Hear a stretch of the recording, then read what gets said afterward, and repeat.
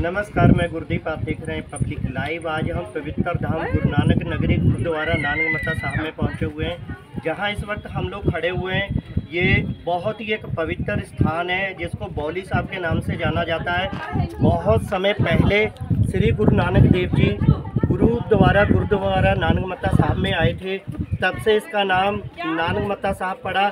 ये बौली साहब की क्या प्राथमिकता है, क्या पवित्रता है, हमारे साथ ज्ञानी जी जुड़ चुके हैं। इस धाम के बारे में वो हमें बताएंगे, इसकी आस्था के बारे में बताएंगे। सबसे पहले पब्लिक लाइव में आपका बहुत बहुत स्वागत है। वाहिगुरू जी का खालसा, वाहिगुरू जी की फतेह। मैं सरदार दलबीर सिंह सेवादार नानकमता। इसका इतिहास ये है कि इतने पानी बिल्कुल जल नहीं थी। इतने गुरु नानक जी और मर्दाना साहब आए तो मर्दाने ने कहा कि इतने प्यासे मर जावांगे, पानी नहीं है। तो गुरु नानक ने बोले कि चलो मेरे साथ चलो पहाड़ा दे विच आपां पानी लेके आवांगे। थे जो गुरु नानक पहाड़ा दे विच गए, गुरु नानक ने उसको डंडा दे दिया। तो उसने कहा कि मेरा डंडा ले लो, इसकी सिंग जो है खींच के ले चलना, पीछे घूम के नहीं देखना है। जहाँ तक आप जाओगे तहाँ आपके पीछे पानी आता रहेगा। जहाँ पीछे घूम के देख लोगे पानी, वहाँ ही हमारा रुक जाएगा। तो गुरु नानक आगे आगे चलते रहे, मर्दाना जी पीछे पीछे 12 किलोमीटर से डंडे की चिंग से पानी जो है इस टाइम जहाँ पे आया, जहाँ पीछे घूम के देखा वहाँ इसका नाम रखा गया बौली साहब। पानी वहाँ रुक गया।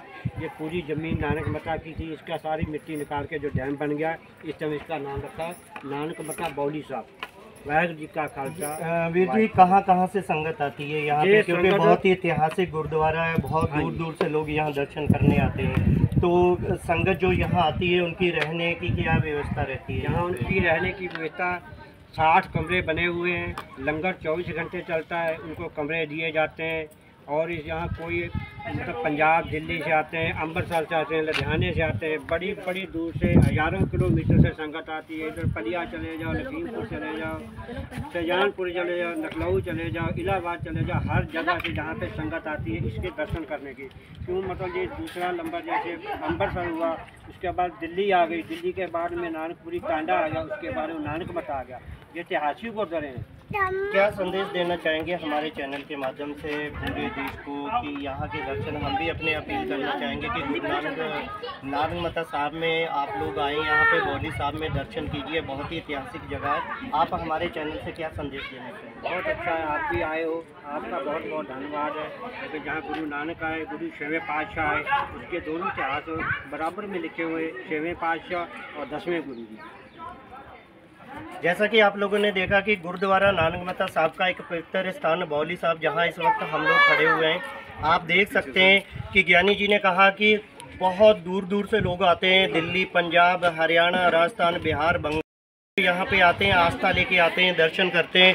उनके रहने खाने की व्यवस्था सारी गुरुद्वारा साहब में की जाती है और बहुत ही ऐतिहासिक स्थान है। और कुछ दर्शक भी हमारे साथ जुड़ चुके हैं। चलिए इनसे कुछ जानने का प्रयास करते हैं।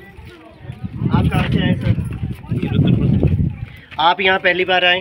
नहीं, हम तो आते रहते हैं। कैसा लगता है आपको यहाँ के? अच्छा लगता है, शांति मिलती है। इस बौली साहब के बारे में क्या जानते हैं आप? ये गुरुद्वारा नानकमता साहब एक बहुत ही ऐतिहासिक स्थान है जहाँ गुरु साहब ने आके परिक्रमा की थी और उनके नाम से गुरुद्वारा नानकमता साहब नाम पड़ा। बौली साहब के इतिहास के बारे में क्या जानते हैं?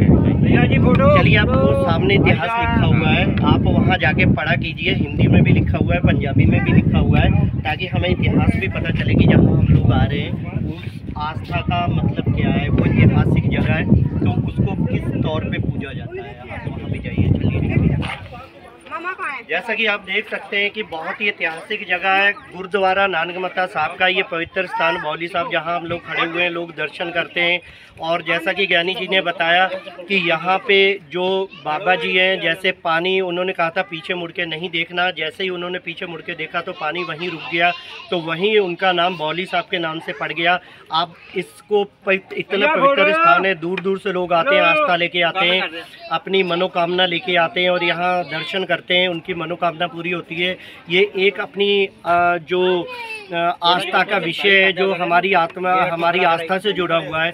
वो कोई भी आध्यात्मिक स्थान हो, जब हमारी आस्था से जुड़ जाता है तो वो हमारे जीवन में कहीं ना कहीं हमें अंधकार में रोशनी दिखाता है। ऐसे ही बहुत सारे पवित्र स्थानों के दर्शन हम आप लोगों को करवाते रहेंगे।